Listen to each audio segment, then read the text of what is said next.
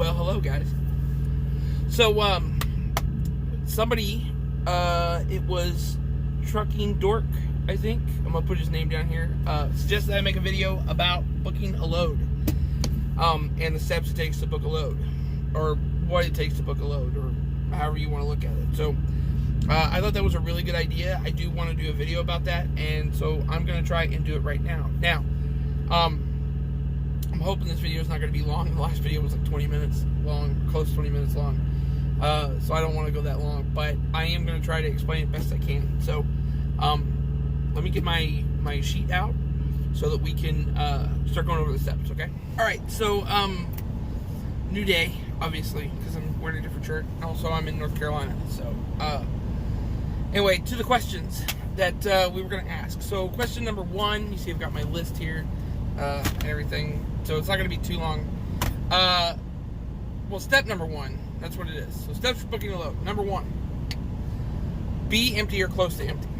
Okay, so you're going to want to rush. All right, you're going to want to be quick. You're going to want to have things planned out and kind of, get things moving when things need to be moving. And, you want to be able to get there, get unloaded, and then get loaded as quick as possible. Okay, but here's the problem. Things happen. Accidents stop traffic. You blow a tire, okay? You get stuck because of weather. All right, somebody at the place you're getting unloaded goes, oh crap, we don't have any of the equipment. We need to unload you. It's going to be like 3 hours before we can get that equipment. Okay, you end up at a Walmart. I mean, really, there's a bunch of reasons why we get delayed. So, the real thing that you want to do when you start looking for a load is step one is you want to be as close to being ready to go as you can be, because if you find a load on the day you want to pick up, on the same day that you're dropping off to pick up, then you want to be able to go get that load as quickly as possible, okay? And you want it right there. Now, it's better in the morning to try to find a load than it is in the evening. Usually everybody's trying to clean up and go home by 5. So sometimes if you're not going to be unloaded until 2 or 3 in the afternoon, sometimes you'll look at the load board, see how busy it is. If it's not really busy, and then you're going to go. Then what you want to do is you just want to wait until the next day. That's usually the best thing. Okay. 2, where do you want to go? Okay. Like for instance, I'm in North Carolina now. When I started this video, I was in Omaha, Nebraska. Now I'm in North Carolina. I don't want to go to, I don't want to go just anywhere. Like I'm going home because I got to do my medical certificate, and then I've got some stuff I want to try to do to the truck. I want to build some cabinets in the back. I'm going to try it next week, so we'll see how that goes. So where do I want to go? So I want to go home. So I'm going to try to find a load back to Dallas at this point. But if you've got the hours, you can pretty much go anywhere you want to go. So we're going to treat this like I want to go anywhere I want to go, and we're going to treat it like I'm in Omaha, Nebraska, because that's when I took the pictures of the load board. So make sure you know what your destination is, or if you want to go anywhere, you can. Number 3, how to find a load. So we're going to go over real quick the diagrams so that you guys can see. I took pictures of everything, and I'm going to put them. Let's see, you're looking at me. I'm trying to figure out if they're going to be one side or the other. Okay. So, we will stick them to this side over here. So I can just point at them over here. They'll just be over the sleeper. Okay, so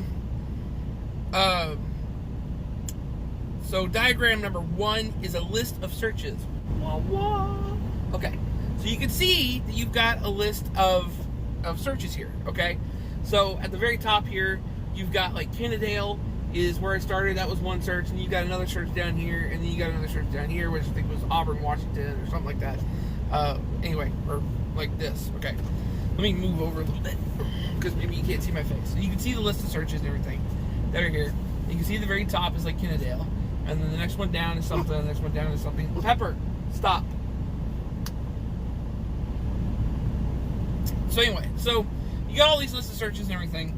And so then at the very bottom down here, right here, okay, hopefully you can see the little plus sign, all right? So you want to be looking at that plus sign. So click on the plus sign. I've put an arrow on it. There it is. And then that'll pop up and it'll expand. And so you can see you've got a couple of different options at the bottom. You've got two options really. Get me home, so you can put your address in there and it'll get you home. Or you can put in for a new search. So if you click on that and you get a new search, it'll bring up a blank search page. So blank, blank search page. There you go. Okay, so you can see on the blank search page up here, you've got an option for where you are. Generally, it'll fill that in on its own. Okay, so you don't really have to worry about that. It'll go ahead and fill that on its own. And then if you leave the next one blank, well, then the next one here, this is really not working as far as my position is concerned, but I hopefully it's working. So you leave the next one blank here, and that will just click up anywhere. So you can see on the searches earlier, if you go back, you can see it just said anywhere. So that'll just leave it blank and it'll be anywhere. Okay. So then you have your options in the bottom for like your weight, and you have your options for your pickup date, and you have your options for I'm trying to remember what it looks like because I'm trying to do this all on the phone without looking at it. So you have picture of project and the length of the trailer and then the type of trailer.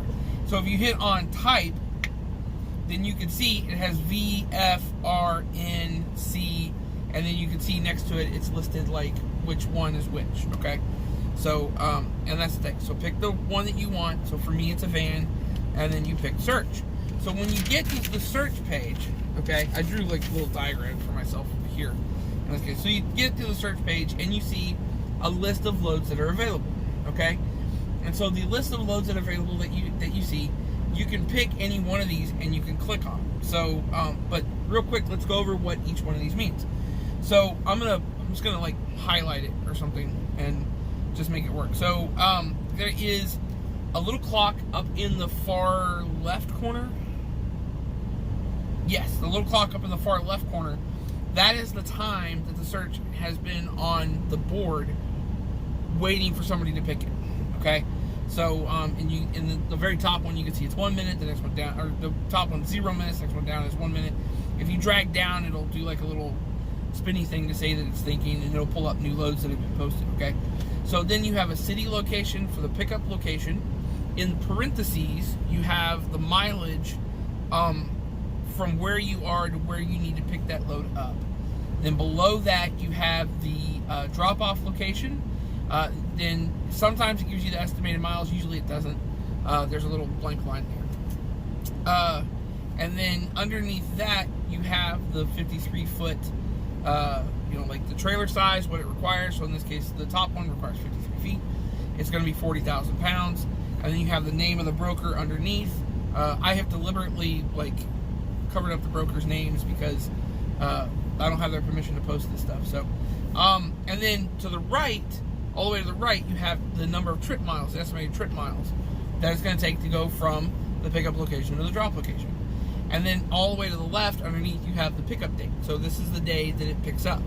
So that's the stuff that you want to look for. Generally, I look for something that weighs a little bit less. So we'll go to diagram 4. Boom! Hopefully that worked. And now you see diagram 4, and you have the pickup city, the estimated miles to the pickup. You have the drop-off city. It does not give you the estimated miles to drop. Then you have the age of the post. So pay attention to that because that'll what it be. Then you have an offer. Most of the time you're not going to see an offer. Sometimes you are going to see an offer, but most of the time there's not going to be an offer, so you just have to call them anyway. Okay. Then the next one over, depending on your account that you have with the DAT load board, will depend on whether or not you have a 15-day average for that lane. This is the price for the lane, okay? Or a 30-day average for that lane, or a 45-day average for that lane, or whatever they offer. I got the one, it's like I pay $100 a month for this. So this gives me the 15-day average. And then you have the estimated trip miles for the trip. So that's 1,424 miles. I would automatically rate this at $2 mile. That's what I'm going to ask for. So that's going to be $2,800 plus. I'm going to add a little bit so I can negotiate. So I'm just going to go ahead and ask for $3,000. And then you can negotiate back and forth. Right now the market sucks, so probably not going to get $2,800. Okay. Underneath that, and listed going down, you have the pickup date. You have the hours that you can pick it up. You have the dock hours when the dock is open. You have the truck type, in this case, van VR or van or reefer. You have the length required, 48 feet. You have the weight, 6,780 pounds. You have the company. In this case, I've covered it up again, but there's the company name. You have the credit score for the company. Okay, so this is how good are they at doing the job that they do. Okay, so can you trust them? Can you not trust them? So a higher credit score, obviously, the better, the more you can trust them. Days to pay. This is how many days, if you are an independent driver and you are waiting on a check from this company, this is how many days it's going to take on average to get paid. So in this case, it's 33 days. Okay, I'll get into factoring here in a minute because it's at the bottom of the next diagram. You have the office location for the company. Then you have a docket number, which is generally the company's MC number. And again, I've covered this stuff up, made some stuff up. Okay. You have, then on the next diagram, okay, you have contact number at the bottom. We're going to go towards the bottom because some of this stuff's already been repeated. You have a post ID number. Some companies are big enough that you have to have a reference number when you call them to reference the load. Okay. So then you have a commodity, whatever the commodity might be. It's generally not listed. They'll tell you, sometimes it is. You have a reference number, and then you have factor the load. So the deal with DAT is they will allow you to factor a load. And what factoring is it's you call up and you say, I want to take this load. And they say, okay. Well, then when you deliver the load, you call a factoring company. And what a factoring company does, basically, is they will go ahead and pay you tomorrow for the load that you just hauled, but they're going to take 7% now. So, for instance, if I got $3,000 for this load, then what would happen is the factoring company, I'd call a factoring company and say, I want my money now, and you guys can wait the 33 days to get paid. And then, so they will take out 7% of that $3,000. So that'd be, what, 33 7 times? So 3, 6, 9, 12, 15, 18, 21. It'd be about $250. Okay? So, so I would get I'd get $2,750 instead of $3,000. And they would get $250, but I would have $2,750 in my checking account tomorrow instead of today. I don't factor loads because I run for the company I run for, and he just pays me. He may factor loads or not. I have no idea. So that's what it is. Okay. The next part of this is going to get a little interesting, and here's why. Because I'm going to show you with a skit basically what it's like to call somebody and try to negotiate a load. But they're getting ready to be done unloading me, so that's going to have to wait until I get loaded somewhere else. Anyway, that's what I got so far. And then we will move on to the last question, or the last point, which is make the call and negotiating for the load. Stand by. Hello, Brown Enterprises. Can I help you? Yeah. Can I talk to Sean, please? One moment, please, while I direct your call. Yeah, this is Sean. Hey, Sean. I'm checking on a load going to Grand Prairie, Texas, and it's picking up today from Kingston, North Carolina. Yeah, bud, what do you want to know? Well, can you tell me about the load? Yeah, it's, hold on. It's 20,000 pounds of plastic cups. Going to Kingston, requires a 53-foot drive van or reefer, picks up today by 5 p.m. And it drops in Kingston by Monday at 5 p.m. And you will need 2 load locks or straps. What would you like to get on this load here? Alright, so here's the deal. Sean is now asking me what I want as far as the load is concerned. Okay? And this is my opportunity basically to go ahead and quote my price for running the load. Now, a load going from Kingston, North Carolina to Grand Prairie, Texas is going to be about 1,400 miles. Anywhere between 12 and 1,400 miles. So I'm going to ask for $3,000 because I feel like $3,000 is fair considering it's picking up on a Friday, delivering on a Monday, so I'm probably going to have to sit on it a little bit, okay? Let me just check my notes here. It says, talk about how to calculate rates for a load weekly and weekly averages. So, the way that I calculate rates is basically I take the number of miles, so 1,400 miles, and I double it, and that gives me $2,800. Okay, and then I just add like a couple extra $100 on the backside of that, so I make it 3,000. That way, I have some negotiating leverage. Okay. It also says, this is notes to myself. Talk about how some rates are not negotiable. So there are times you're going to call up, and they're going to be like, the offer is, like I'm asking for $3,000. They're going to call up. I'm going to call them and say they're going to say there's no way you're getting $3,000 as far as this load is concerned. So we're going to, $2,500. That's as high as we can go. And it doesn't matter what you do. They're not going to budge from $2,500. Those are the loads. You either get to choose to take them or you choose not to take them. One of the two. Okay? But that's the thing. Now,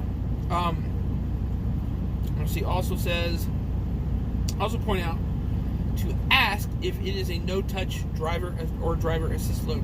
So, and if it requires a lumber fee at the end. So, talk about lumber fees. Anyway, I like loads that are no-touch freight and are not driver assist. So I don't want to get out and help anybody unload the truck. I want to sit in my truck. I'm fat. I'm lazy. That's what I am. Okay. Do you want to ask about a lumper fee? Because if you're an owner-operator, sometimes that falls on you to pay that lumper fee, and it really should fall on the broker. So always double-check to make sure there's not a lumper fee, if possible.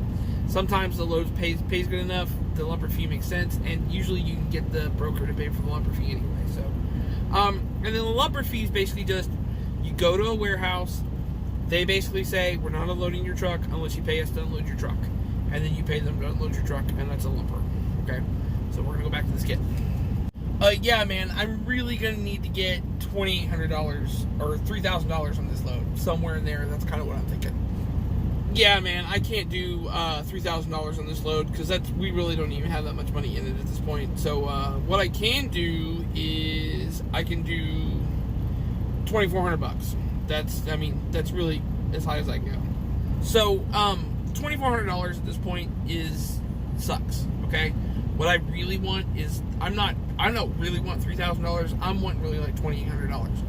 Okay, so, but sometimes to get moving, because you don't want to sit still, you need to like take a little bit of a hit. So now we're in the negotiating phase. All right, so $2,800 is, like I said, is what I'm aiming for. He's offering 24.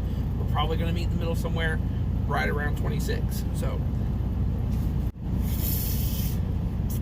I don't know, man. I really need to make money too, No, dude, I completely understand. We're all in this business to make money and everything. I totally get you and everything. Well, man, I've been doing some calculations and everything. Could you maybe take $2,800 at this point? Would you give me $2,800 for it? Yeah, man, that's a little high and everything, but I can ask and see what they say at this point.